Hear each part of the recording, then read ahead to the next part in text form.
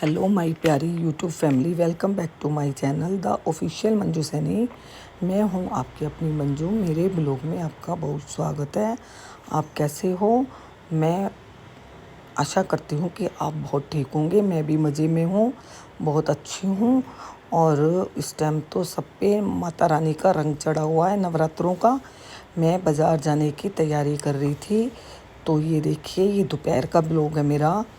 तो इतनी देर में ये पेशेंट आ गया है, जो बोला पहले मुझे दवाई देना फिर जाना।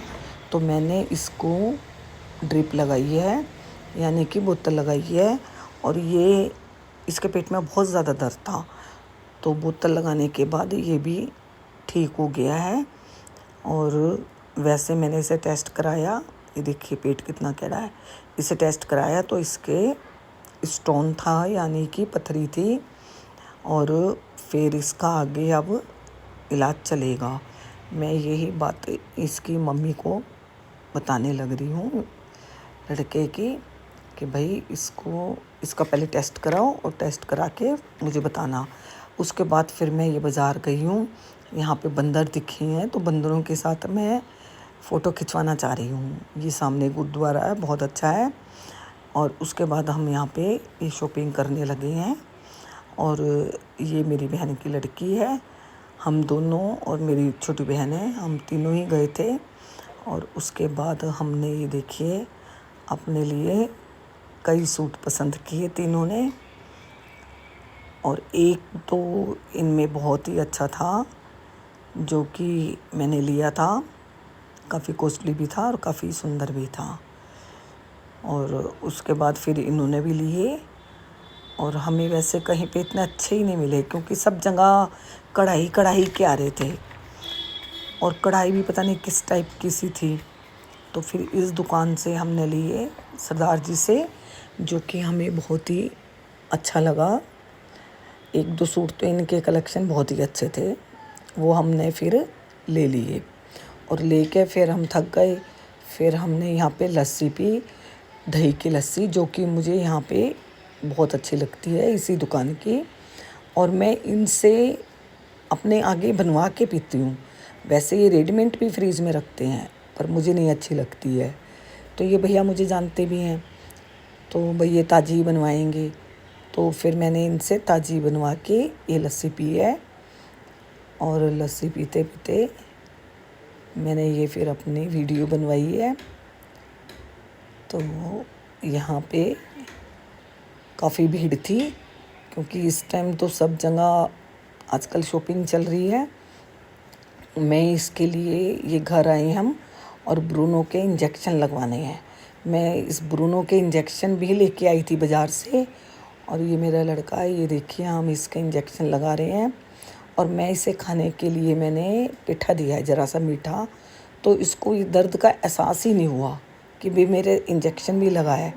उसके बाद फिर मैंने इसे थोड़ा सा खीरा दिया, कि इसके इंजेक्शन लगने थे बीमारी के, यानी आगे कोई इसके बीमारी ना आए, इसीलिए ये मैं इसे प्यार कर रही हूँ। ये मुझे देखने लग रहा है, और इसको बिल्कुल भी तकलीफ़ नहीं हुई। फिर मैंने थक के थोड़ी सी देर चॉकलेट खाई है। और चॉकलेट खा के ये पहले दिन की है। और ये फिर मेरा शुरू हो गया दूसरे दिन सुबह का ब्लॉग। यहाँ पे मैंने माता रानी की जोत की तैयारी चल रही है। आप में से कौन माता रानी की जोत लेते हैं? माता रानी की तो सारे ही लेते होंगे, क्योंकि ये टाइम ही ऐसा ही है। माता रानी के 9 दिन हमारे प्रयास रहता है कि हम प्याज लहसुन ना खाएं, और खूब अच्छे मन से माता रानी की जोत लें, और बिल्कुल सात्विक खाना खाएं, और अपने मन के विचार भी मैले ना आने दें किसी के प्रति। माता रानी शक्ति का रूप है, और हमें सबको शक्ति की बहुत ज़रूरत होती है। बहुत सारे काम करने होते हैं, और आपको भी एक काम करना है, वो है मेरे चैनल को सब्सक्राइब करना है और लाइक कमेंट करना है। माता की जोत लेने से, नवरात्रों में जब हम जोत लेते हैं, तो एक अलग सी हमें शक्ति आती है, अलग सी वाइब आती है। क्या आप भी ऐसे फील करते हो? भाई कमेंट में बॉक्स में ज़रूर बताना। मुझे तो ऐसा लगता है कि हम 9 दिन बड़े पवित्र से रहते हैं, एकदम घर की जो वाइब्रेशन है वो भी पॉजिटिव सी आने लगती है। क्यों इस दिन घर में इतनी पूजा पाठ सब चलते हैं, ये जोत वगैरह, तो अच्छी सी वाइब्स आती है घर में से भी। उसके बाद ऊपर आके मैंने फिर किचन में ये देखिए साबूदाने के पापड़ तले हैं। मेरा बेटे का भी बर्थ है तो उसने हॉस्पिटल जाना है दोनों ने, तो उसके बाद फिर मैंने ये उनके लिए नाश्ता बनाया है, सूखे आलू और साबूदाने के पापड़ और थोड़ी सी मूंगफली फ्राई कर दी है, सामक मूंगफली। उसमें थोड़ा देसी घी में नमक और काली मिर्च डाल दी है, ज़रा सी सेंधा नमक डाला है। और मुझे भी ये बहुत अच्छे लगते हैं। तो मेरी आधी ज़्यादा ख्वाहिश यही रहती है कि व्रत में ये खा लो तो बहुत टेस्टी लगते हैं। अब आपको लगते हैं तो मुझे बताना ज़रूर कि आपको भी अच्छे लगते हैं। उसके बाद ये देखिए मैं घी निकाल रही हूँ, और मैं एक बार घी निकालती हूँ, एक बार मैं मक्खन निकालती हूँ। और घी इतना महंगा है कि बहुत, और वो भी नकली आते हैं। तो हम घर से निकालेंगे तो पैसे की भी बचत है और हमारे सेहत भी अच्छी रहेगी, घर का अच्छा ताज़ा खा के घी, और हम बच्चों को मक्खन भी हो जाता है। तो उसके बाद फिर मैंने डस्टिंग शुरू कर दी है, और यहाँ पे मैं इसकी डस्टिंग कर रही हूँ। ये मेरा जो था ब्रूस ये खो गया था कहीं, और ये मुझे अब सफाई में मिल गया, तो बस मैंने इससे अच्छी तरह से और भी अंदर से ऊपर से इस तरह करनी शुरू कर दिया। वैसे तो मैं रोज़ कपड़े से करती हूँ। तो ये देखिए कितनी अच्छी तरीके से इससे हो रही है। और उसके बाद डस्टिंग करते करते वो लड़की भी आ जाती है, साथ साथ वो पोछा लगाने लगती है, मैं डस्टिंग करती रहती हूँ। वो भी मुझे मना करती है, आंटी आप बैठ जाओ, मत करो। तो मैं ऐसी हूँ कि मैं किसी की सुनती नहीं हूँ, और मेरे पैर में भी थोड़ी सी तकलीफ़ रहती है, दर्द रहता है। इसके बावजूद भी मैं सारी डस्टिंग का ज़िम्मा खुद ही ले रखा है कि भाई मैंने ही करनी है, तो अच्छी नहीं करेगी।